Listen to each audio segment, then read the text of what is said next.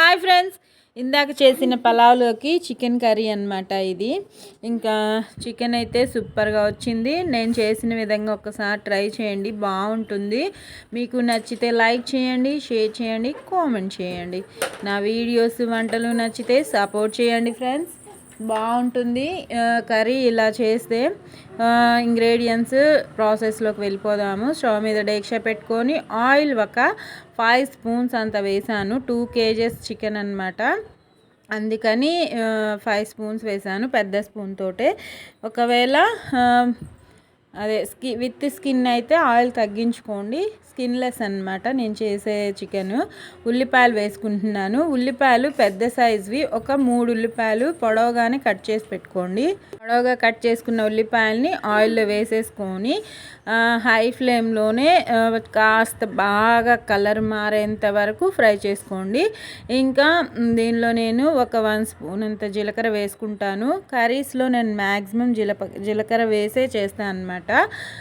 కొత్తిమీర, కరివేపాకు, కొద్దిగా పుదీనా తాలింపులో వేసుకుంటున్నాను. ఫ్లేవర్ బాగుంటుంది. 1 స్పూన్ అంత జీలకర్ర కూడా వేసేసుకొని హై ఫ్లేమ్లో కలర్ మారేంత వరకు ఫ్రై చేసుకుందాము. ఇది ఫ్రై అయ్యేలోపు నేను చికెన్ని కడిగి కట్ చేసి క్లీన్ చేసి పక్కన పెట్టేసుకున్నాను. పక్కన పెట్టుకొని ఉల్లిపాయలు ఫ్రై అయ్యేదాకా ఉంచుకుందాము.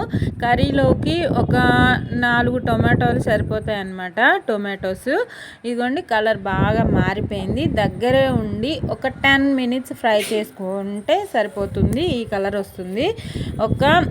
నేను చూపించే స్పూన్ తోటి 2 స్పూన్స్ అంత అల్లం పేస్ట్ వేస్తున్నాను. అల్లం వెల్లుల్లి పేస్ట్ అనమాట. అది కూడా లైట్గా పచ్చివాసన పోతే సరిపోతుంది.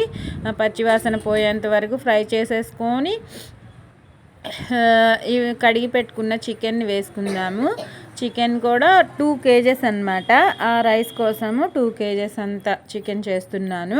ఎక్కువ క్వాంటిటీ కాబట్టి మసాలాసు, ఉప్పు, కారాలు చూసుకొని వేసుకోండి ఫ్రెండ్స్. బాగా మళ్ళీ ఎక్కువ తక్కువ అయితే మన రెసిపీ పాడయ్యే ఛాన్సెస్ ఉంటాయి. ఇలా చేసేటప్పుడు ఎప్పుడైనా అన్ని క్వాంటిటీస్ కరెక్ట్గా వేసుకోండి. అల్లం పేస్ట్ మసాలాస్ అప్పటికప్పుడు పట్టుకుంటే ఫ్లేవర్తో పాటు టేస్ట్ కూడా సూపర్గా ఉంటుంది, డబుల్ అవుతుంది అనమాట. ఫ్రై అయిపోయింది అల్లం పేస్టు. నేను చెప్పాను కదా కడిగి పెట్టుకున్న చికెన్ అని చెప్పి. ఆ చికెన్ని ఇప్పుడు వేసేసుకుంటున్నాను. మొత్తంగా వేసుకొని దానిలో ఇప్పుడు ఒక 1 స్పూన్ అంత పసుపు, ఒక పెద్ద స్పూన్తో 1 స్పూన్ అంత ఉప్పు కూడా వేస్తున్నాను. ఫుల్ స్పూన్ వేసుకుంటున్నాను పసుపు, ఎక్కువ క్వాంటిటీ కాబట్టి. ఉప్పు కూడా ఇంకా ఒక పెద్ద స్పూన్తో 1 స్పూన్ అంత వేసుకోండి. మళ్ళీ సరిపోకపోతే లాస్ట్లో చెక్ చేసుకొని వేసుకోండి. ముందుగా వేయొద్దు ఎక్కువగా, మళ్ళీ ఎక్కువైతే కసం అయిపోతే తినలేం కదా. చక్కగా మిక్స్ చేసుకొని మూత పెట్టి మీడియం టు లో ఫ్లేమ్లో మార్చుకుంటూ బాగా మగ్గనిద్దాము. తాలింపులో మగ్గితే ముక్క బాగుంటుంది, ఉప్పు పడుతుందన్నమాట ముక్కకి.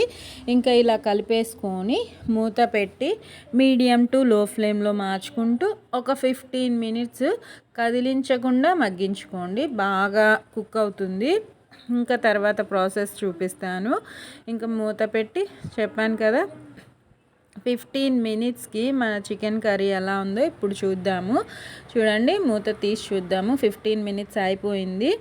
ఇంకా మూత తీసి చూస్తే ఇలా ఉందన్నమాట టెక్స్చరు. ఈ టైంలో టొమాటోస్ చెప్పాను కదా, టొమాటోస్ ఒక 4, పచ్చిమిర్చి 5 అన్నమాట. చీలికల్లాగా చేసుకొని వేసుకుంటున్నాను. ఎందుకంటే ఇష్టం లేని వాళ్ళు తీసి పడేయడానికి ఈజీగా ఉంటుంది. ఇలానే కట్ చేసుకోండి. మీకు ఇష్టం ఉంటే చిన్న చిన్న పీసెస్ చేసుకోండి. నేను మ్యాక్సిమం ఇలానే కట్ చేస్తూ ఉంటాను ఫ్రెండ్స్. ఇంకా వేసుకొని దాన్ని ఒక్కసారి మిక్స్ చేసుకొని మళ్ళీ మూత పెట్టి లో ఫ్లేమ్లో మళ్ళీ 10 మినిట్స్. టమాటో ఈజీగానే మగ్గిపోతుంది 10 మినిట్స్లో. ఇదిగోండి 10 మినిట్స్కి వాటర్ చూడండి, టొమాటోలోని వాటర్ అనమాట అది. ఇంకా కారం ఒక 2 స్పూన్స్ ఇంకాస్త వేస్తున్నాను, 1/2 స్పూను. ఎందుకంటే కర్రీ ఎక్కువే కాబట్టి 3 స్పూన్స్ అనుకోండి, ఫుల్ స్పూన్స్. మా స్పైస్కి తగ్గట్టు వేసుకుంటున్నాను. మీ స్పైస్కి తగ్గట్టు ఉప్పు కారాలు వేసుకోండి. నేను ఇది రైస్లోని వాటర్ తీసానమాట. రైస్ వాటర్ వేస్తే సూపర్గా ఉంటుంది. ఏ కర్రీ అయినా సరే. ఒక ఆ గిన్నె బౌల్ చూపించాను కదా, దాన్ని నిండుగా తీసుకున్నాను. మీకు నచ్చితే వేసుకోండి, లేకపోతే నార్మల్ వాటర్ అయినా వేసుకోండి. ఈ వాటర్ వేస్తే టేస్ట్ సూపర్గా ఉంటుంది ఫ్రెండ్స్. ట్రై చేయండి ఫ్రెండ్స్, బాగుంటుంది కర్రీ. టెక్స్చర్ కూడా సూపర్గా వస్తుంది. ఒక్కసారి ఇలా ట్రై చేసి మీకు ఎలా వస్తున్నాయో కామెంట్లో పెట్టండి. ఇంకా మిక్స్ చేసేసుకొని, ఇంకా వాటర్ ఏం వేయనవసరం లేదు. మూత పెట్టుకొని మీడియం ఫ్లేమ్లో చక్కగా ఉడికించుకుందాము. తర్వాత నేను చూపిస్తాను.